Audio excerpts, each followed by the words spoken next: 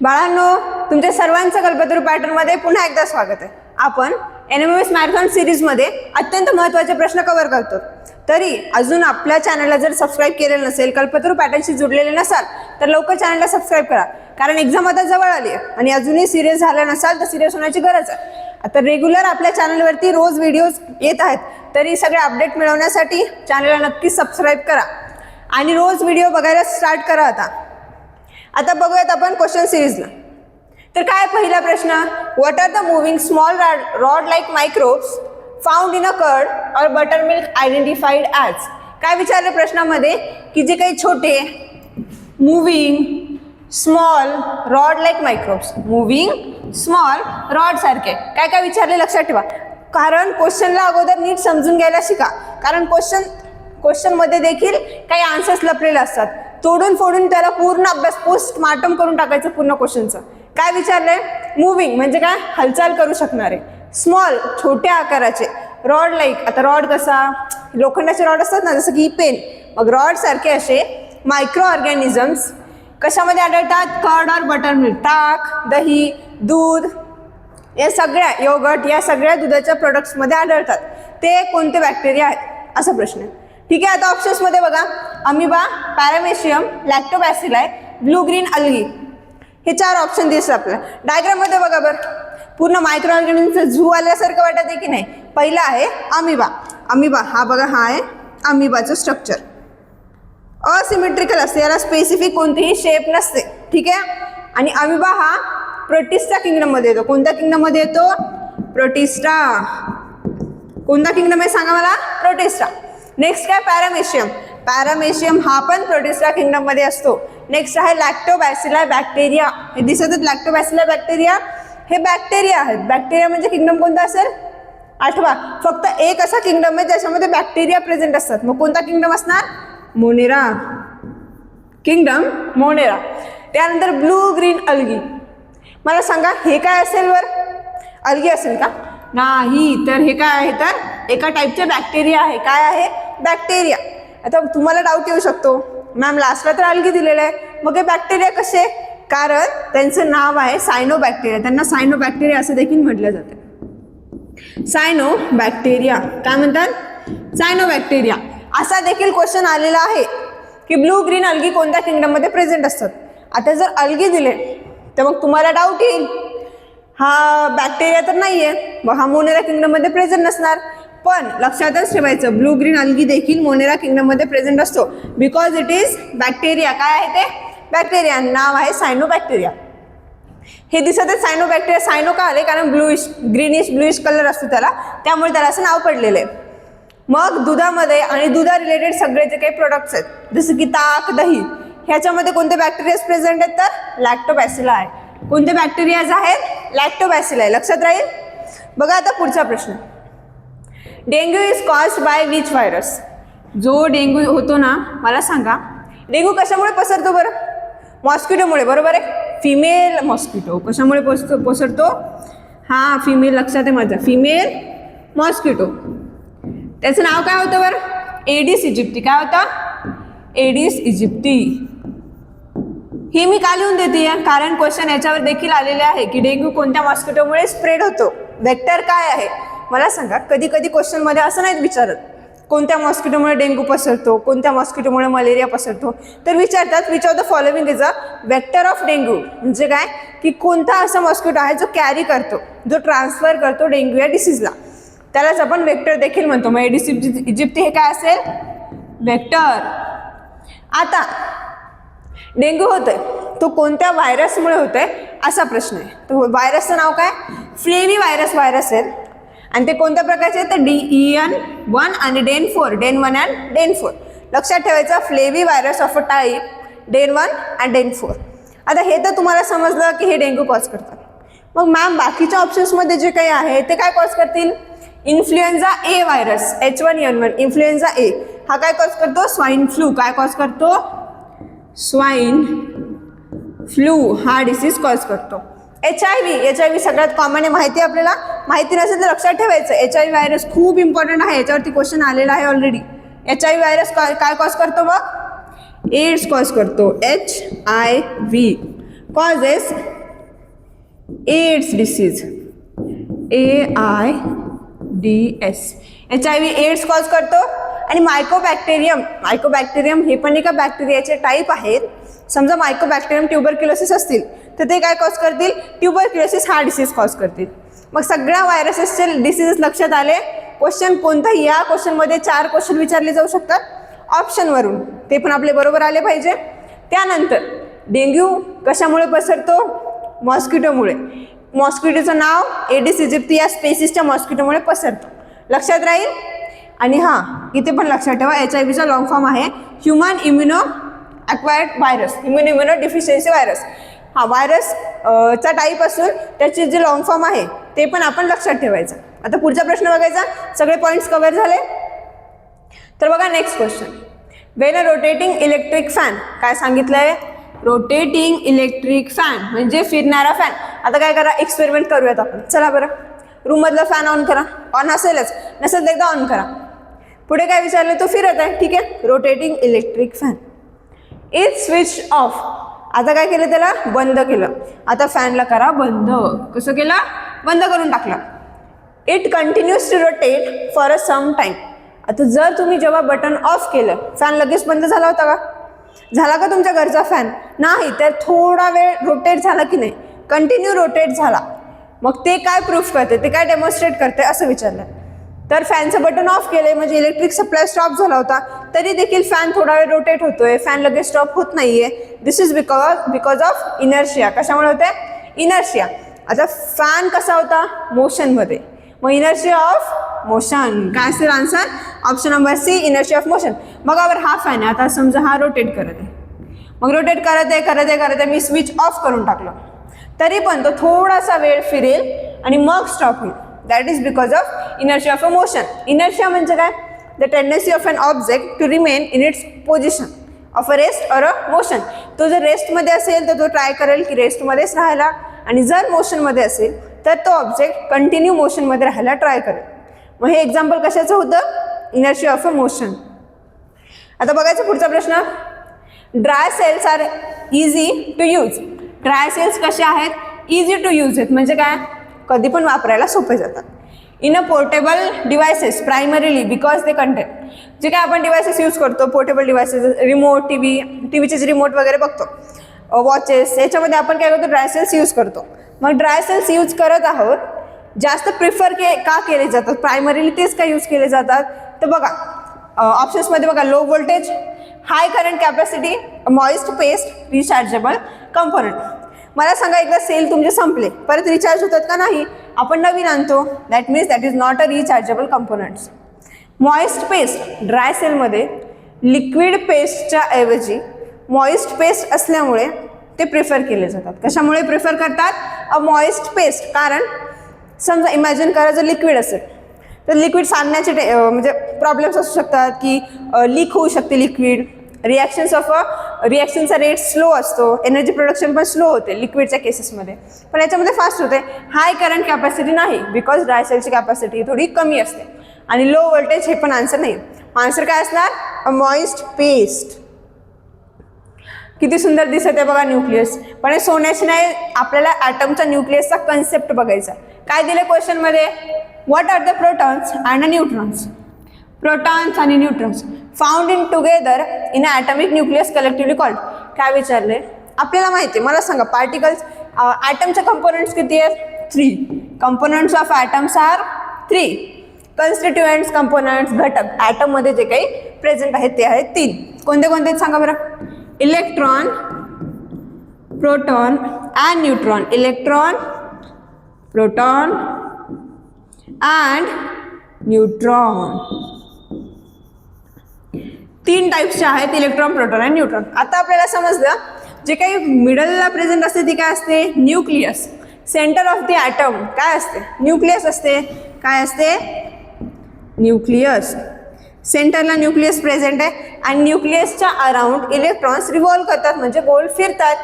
मग हे फिरणारे कोण, इलेक्ट्रॉन्स.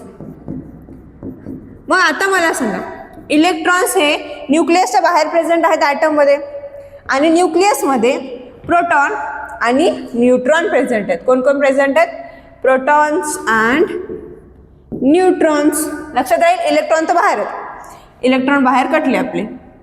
आता उरले कोण? Protons and neutron. हे कुठे प्रेझेंट आहेत मग? न्यूक्लियसच्या मध्ये. कुठे प्रेझेंट आहेत? न्यूक्लियसच्या मध्ये. मग ते न्यूक्लियसच्या मध्ये प्रेझेंट आहेत म्हणून त्यांना म्हणायचं न्यूक्लियॉन्स. काय म्हणणार? न्यूक्लियॉन्स. लक्षात राहील.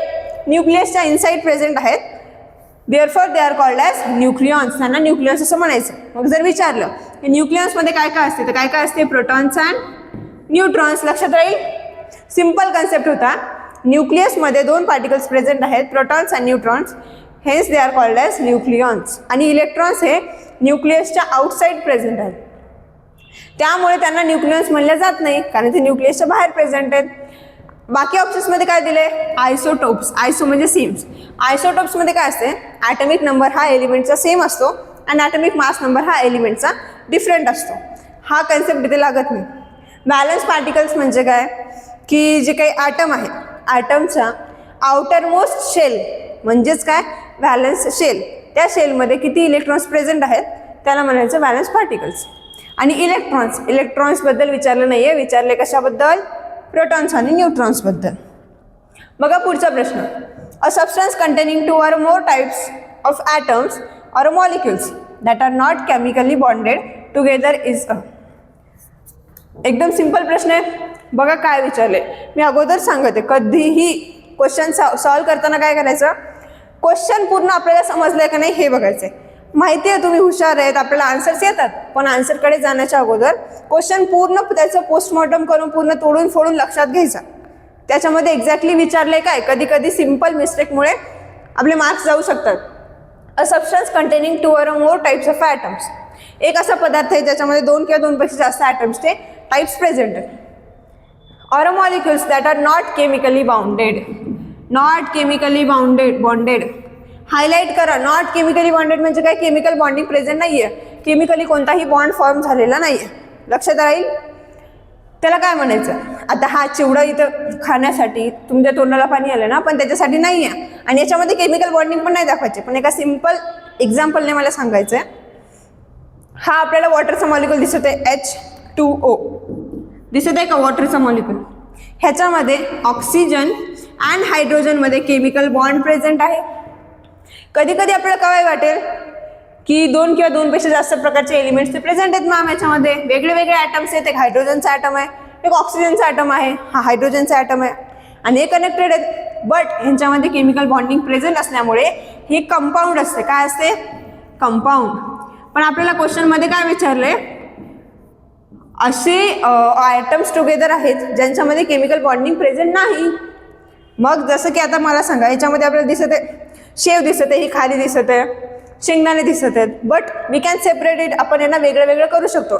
ते केमिकली कंबाईन आहेत का? नाही आहेत, ते वेगळे वेगळे आहेत.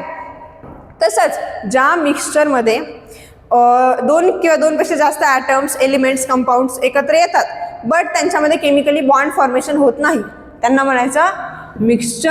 आता मला नाही वाटत तुम्ही परत विसराल. मिक्सचर आणि कंपाऊंडमध्ये फरक काय असणार? मिक्सचरमध्ये केमिकल बॉन्डिंग होत नाही, कंपाऊंडमध्ये केमिकल बॉन्ड फॉर्मेशन होते. लक्षात राहील. मग आन्सर असणार मिक्सचर. मिक्सचरमध्ये ॲटम्स जवळ येतात, एकत्र असतात, बट त्यांच्यामध्ये केमिकल बॉन्ड फॉर्मेशन होत नाही. ऑप्शन्समध्ये काय काय दिले? कंपाऊंड. कंपाऊंड समजलं काय असते? एलिमेंट म्हणजे काय? जे की सिंगल फॉर्ममध्ये सिंगल टाईप ऑफ ॲटम्स एकत्र असतील तर. सोल्युशन. सोल्युशन म्हणजे जसं साखर आणि वॉटर डिझॉल्व केलं तर ते पण एकत्र होतं. तर बघा पुढचा प्रश्न. Which non metal is an exception known for its extreme hardness.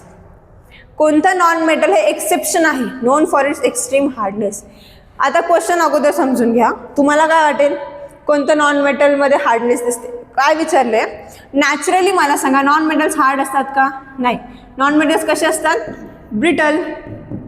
जर नॉन मेटल्स हे नॅचरली ब्रिटल असतात, त्यांच्यापैकी एखादं नॉन मेटल एक्सेप्शन दाखवते. काय दाखवते? एक्सेप्शन. म्हणजे ते काय आहे? हार्ड आहे. Even that is the hardest substance of the world. जगामधला सगळ्यात हार्ड सबस्टन्स आहे तो नॉन मेटल, आणि ते आहे डायमंड. कोणता आहे? डायमंड. किती सुंदर आहे. पण हे जे काही ग्लासेस वगैरे कट करण्यासाठी देखील डायमंडचा यूज होतो. म्हणजे डायमंड किती हार्ड असेल विचार करा. आता फर्स्ट ग्राफाईट दिसते. हा हे ग्राफाईट, हा नॉन मेटल पेन्सिलमध्ये यूज होतो ना, तो आहे ग्रॅफाईट. मग ग्रॅफाईट हा स्मूथ आहे.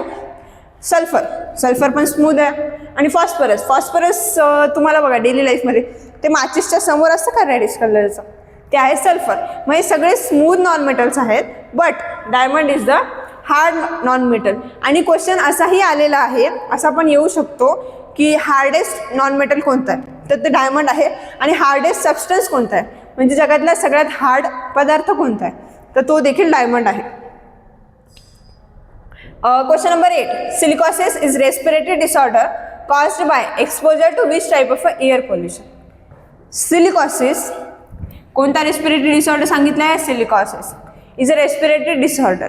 कसा डिसऑर्डर आहे हा, respiratory disorder caused by exposure to, म्हणजे आता इन्हेलेशनमध्ये कोणते मॉलिक्युल्स कोणते पार्टिकल्स जर आपण इन्हेल केले तर सिलिकॉसिस हा डिसीज होऊ शकतो. असा सिंपल प्रश्न आहे. सिलिकॉसिस म्हणजे काय, तर जेव्हा आपण सिलिकाचे जे पार्टिकल्स असतात, जी डस्ट असते, सिलिकाची डस्ट जर इन्हेल झाली, रेस्पिरेटरी ट्रॅक्टमध्ये गेली, तर मग आपल्याला सिलिकॉसिस हा डिसऑर्डर होऊ शकतो, हा डिसीज होऊ शकतो. मग आन्सर काय असेल, सिलिका डस्ट. जसं की काचाचे मायनिंग वगैरे खाणकाम करणारे जे माणसं असतात तिथे काय सिलिकाचे डस्ट पार्टिकल्स प्रेझेंट असतात. मग ते जर इन्हेलेशनमध्ये गेले तर मोस्ट ऑफ द तिकडे चान्सेस असतात. ऑक्युपेशनल रेस्पिरेटरी डिसीज त्याच्यामध्ये सिलिकॉसिस हा येतो. त्यांना जास्त चान्सेस असणार की सिलिकॉसिस हा डिसीज होण्याचे. सल्फर डायऑक्साईड काय कॉज करतो, अस्थमा वगैरे कॉज करतो. COPD. मिथेन काय कॉज करतो, नॉर्मली मिथेन काही डिसीजेस कॉज करत नाही, पण ऑक्सिजनची जी काही कॅरिंग कॅपॅसिटी आहे, ऑक्सिजनचा लेवल बॉडीमध्ये कमी करतो मिथेन.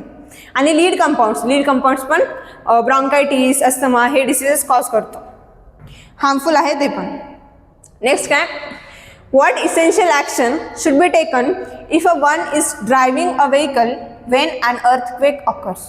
काय विचारले बघा, भूकंप आल्यावर पळत सुटायचं नाही आहे, भूकंप आला. काय विचारले, समजा आता इमॅजिन करा एक सिच्युएशन आहे, भूकंपाची कंडिशन आहे, तुम्ही स्वतः ड्राईव्ह करत आहेत, कार मस्त ड्राईव्ह करायले, लॉंग ड्राईव्हवर निघाले होते, रस्त्याने जाताना काय झालं, भूकंप आलाय, भूकंप दिसत आहे इथं. मग जर भूकंप आला त्या कंडिशनमध्ये तुम्ही काय कराल, ठीक आहे, थोडंसं लॉजिक वापरा, मला सांगा काय कराल. Option number 1, speed up to reach a safe place quickly. लवकर स्पीड वाढवायची आणि पळत सुटायचं, की काहीतरी सेफ प्लेस शोधतो मी, एखादी चांगली जागा जिथे मला भूकंपाचा इफेक्ट होणार नाही, असं काही करायचं आहे का, नाही. तोपर्यंत जर भूकंप आला, जमीन सगळी, तर तुम्ही काय सांगावं बाबा, सेफ प्लेसपर्यंत जाण्याच्या अगोदर तर कार्यक्रम झाला, गेले वर देवाकडे. तर त्यापेक्षा काय करायचं, व्हेकल एखादा तिथेच कुठेतरी चांगल्या ठिकाणी स्टॉप करायचा, गाडीमधून बाहेर निघायचं आणि मोकळ्या ठिकाणी पोहोचायचं, ठीक आहे, जिथे की काही म्हणजे बिल्डिंग वगैरे इमारती वगैरे नसतील, म्हणजे पडण्याचा धोका कमी होतो. सेकंड काय, stop the vehicle in a safe place and get out. म्हणजे काय, त्या सेफ प्लेसला एखादं व्हेकल स्टॉप करायचं आणि कारच्या बाहेर यायचं, त्या व्हेकलच्या बाहेर यायचं. रिमेन इनसाइड द मुव्हिंग व्हेकलच्या मध्येच थांबायचं. मग तर काय, स्वतःच देवाला बोलवण्यासारखं यमराजला. नेक्स्ट काय, immediately use the brake sharply brake नाही यूज करायचे, गाडी स्टॉप करायची आणि बाहेर निघायचं, ठीक आहे. बघा पुढचा प्रश्न. नेक्स्ट क्वेश्चन काय, what structure facilitate the transport of a substances in and out of the nucleus. हे काय आहे, पूर्ण सेल आहे, ही आहे न्यूक्लियस. आता मला सांगा, इथे पोर्स दिसत आहेत, त्यासाठी मी डायग्राम टाकली आहे की आपल्याला व्यवस्थित समजलं पाहिजे. व्हॉट स्ट्रक्चर फॅसिलिटेट, कोणतं असं स्ट्रक्चर आहे जे काय करते की न्यूक्लियसच्या आउटसाईड काही सबस्टन्स पाठवायचे असतील तर, न्यूक्लियसच्या मध्ये काही सबस्टन्स घ्यायचे असतील तर, समजा आता हा सेलचा पार्ट आहे, हा आहे सायटोप्लाझम. मग आपल्याला सायटोप्लाझममधून काहीतरी हवं आहे, मग सायटोप्लाझममधून एखादे एन्झाईम्स, मिनरल्स जर न्यूक्लियसच्या आत पाठवायचे असतील आणि न्यूक्लियसमधून काही वेस्ट प्रोडक्ट किंवा एन्झाईम्स वगैरे जे काही प्रोड्यूस झाले ते बाहेर पाठवायचे असतील, तर ते कशा थ्रू फॅसिलिटेट होतात, कशा थ्रू पाठवले जातात, ते असा क्वेश्चन आहे. मग हे कशा थ्रू पाठवले जातात, न्यूक्लिअर पोअर थ्रू. कशा थ्रू, न्यूक्लिअर पोअर. न्यूक्लिअर म्हणजे न्यूक्लियसचे, पोर्स म्हणजे छिद्रे, म्हणजे न्यूक्लियसला छिद्रे असतात, त्यांना म्हणायचं nuclear pore. That facilitate the transport of molecules, enzymes, minerals inside to outside the nucleus and outside to inside the nucleus. मग आता सांगा, हे दिसत आहेत का पोर्स, मग या पोर्समधून ट्रान्सपोर्टेशन घडते. लक्षात आलं, आन्सर काय असणार, option number C, nuclear pore. मला सांगा, फर्स्ट ऑप्शनमध्ये दिसत होते क्रोमॅटिन नेटवर्क, हे असते क्रोमॅटिनचं नेटवर्क. क्रोमॅटिक नेटवर्क काय करते, जेनेटिक इन्फॉर्मेशन कॅरी करते, क्रोमोझोमचं फॉर्मेशन करते, ट्रान्सपोर्टेशन घडून आणत नाही. सेंट्रिओल्स हे ॲनिमल सेल्समध्ये प्रेझेंट असतात, जे की सेल डिव्हिजनच्या ड्युरिंग स्पिंडल फॉर्मेशनचं काम करतात. त्यांच्यामध्ये देखील ट्रान्सपोर्टेशनचं काही वर्क होत नाही. गोल्गी सिस्टर्नी म्हणजे काय, जे काही गोल्गी बॉडी हे सेलमध्ये एक ऑर्गेनल प्रेझेंट आहे. त्या ऑर्गेनलच्या मध्ये जे काही सॅक लाईक स्ट्रक्चर असतात, जसं की हे असे सॅक लाईक स्ट्रक्चर दिसतात, याला सिस्टर्नी असं म्हणतात. ठीक आहे, आन्सर काय असेल, न्यूक्लिअर पोल. तर आता एक्झाम जवळ आली आहे, अभ्यास करायला लागा. सगळा व्हिडिओ व्यवस्थित बघा, क्वेश्चन आज पाठ झाले पाहिजे आणि असाच इम्पॉर्टंट क्वेश्चनसाठी कल्पतरू पॅटर्नशी कनेक्टेड राहा. थँक्यू.